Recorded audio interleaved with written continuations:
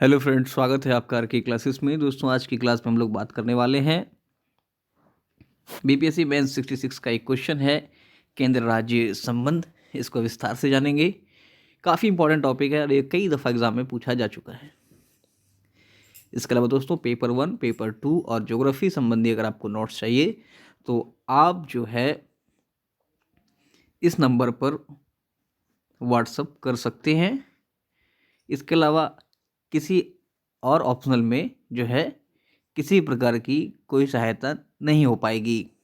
तो चलिए शुरू करते हैं इसको। Centre state relationship. दोस्तों, यदि आप चैनल पर नए हैं तो चैनल को सब्सक्राइब करें, पास वाले बेल आइकन को जरूर दबाएं। केंद्र राज्य संबंध। केंद्र राज्य संबंधी शब्दावली किसी राज्य व्यवस्था का परिसंघीय होने का प्रावधान देती है। ऐसे संघ संबंधों का मूल आधार शक्ति विभाजन और शक्ति वितरण है। जहां तक भारत का प्रश्न है तो यहाँ केंद्र राज्य संबंध संघवाद की ओर उन्मुख है और संघवाद की इस प्रणाली को कनाडा के संविधान से ग्रहण किया गया है। भारतीय संविधान में केंद्र तथा राज्य के मध्य विधायी, प्रशासनिक एवं वित्तीय शक्तियों का विभाजन किया गया है। तो ये 3 प्रकार के जो रिलेशन है उनको हम लोग देखेंगे। बात करें विधायी संबंध की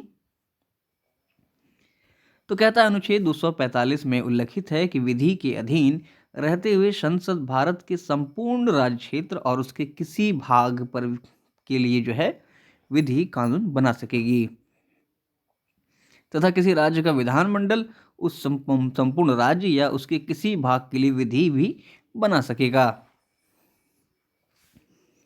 संविधान की 7वीं अनुसूची में उन विषयों का वर्गीकरण है जिस पर विधि बनाने की शक्ति दोनों को प्रदान की गई है और ये सूचियां हैं संघ सूची, राज सूची एवं समवर्ती सूची।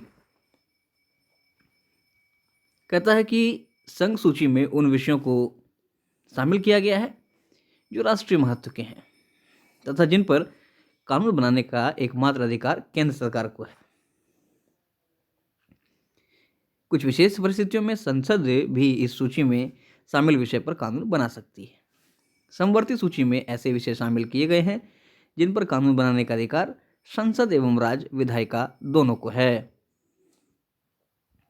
कहता है कि विरोध की स्थिति में संसद द्वारा निर्मित कानूनी मान्य होगा।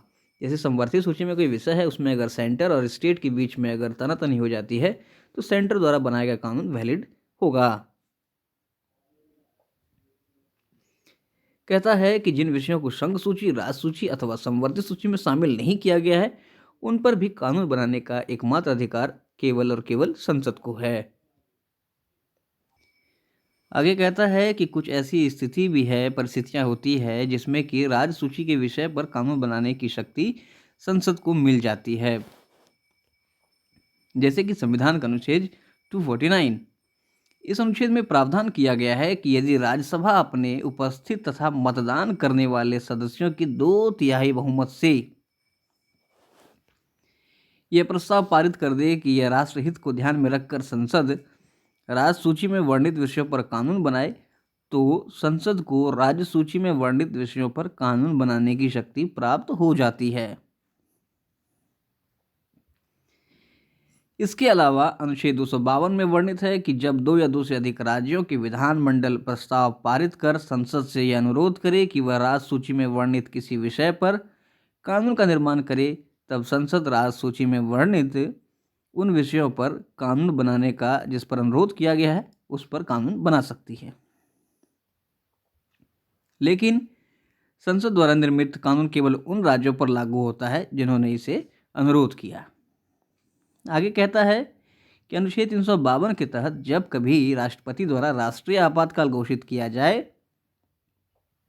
तब संसद को राज्य सूची में वर्णित विषयों पर कानून बनाने का अधिकार प्राप्त हो जाता है।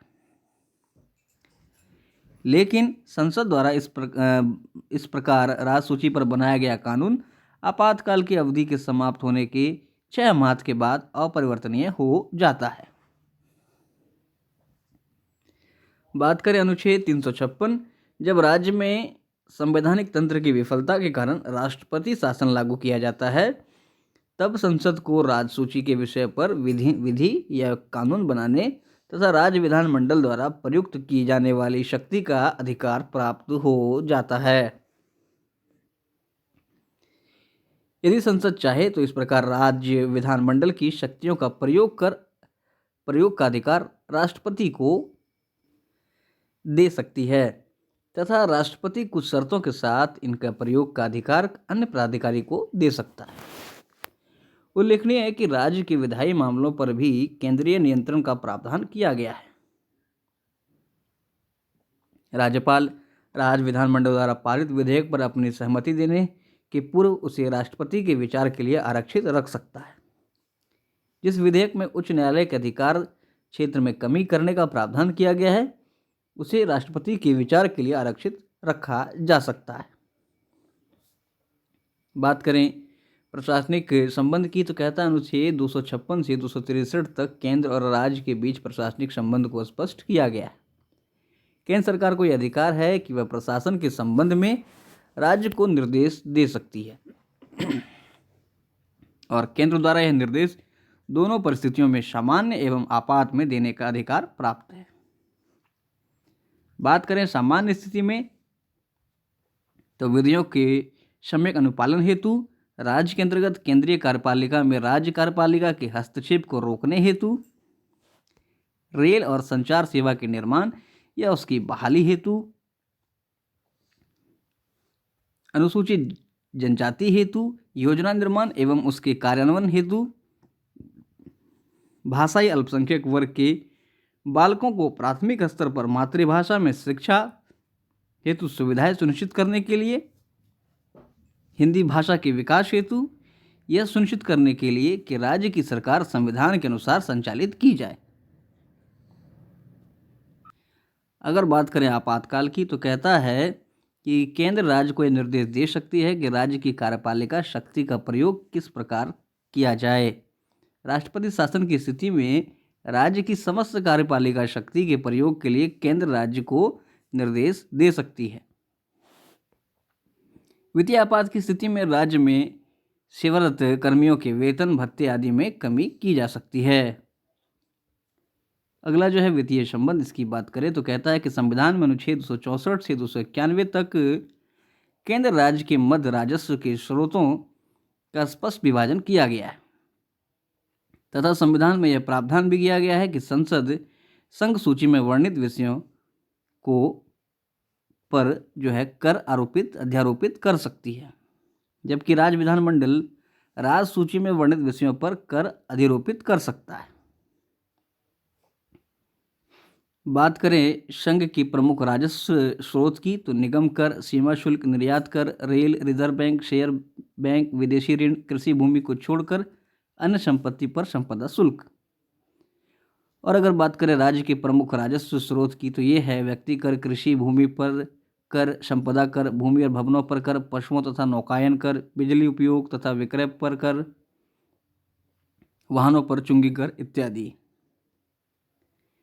कहता है कि संघ द्वारा लगाए तथा राज्य द्वारा वसूली किए गए वसीयत, विनिमय, वचनपत्री, हुंडी, चेक आदि पर स्टाम्प शुल्क, दवा, मादक द्रव्य पर कर, औषधि एवं प्रशासन सामग्री पर लगाए गए कर, सहायता अनुदान, राज्यों के संसाधन के पर्याप्त न होने की स्थिति में संविधान में यह प्रावधान किया गया है कि प्रत्येक वर्ष संघ ऐसे राज्यों को सहायता अनुदान देगा जिनके बारे में संसद निर्धारण करे कि उसे इसकी आवश्यकता है।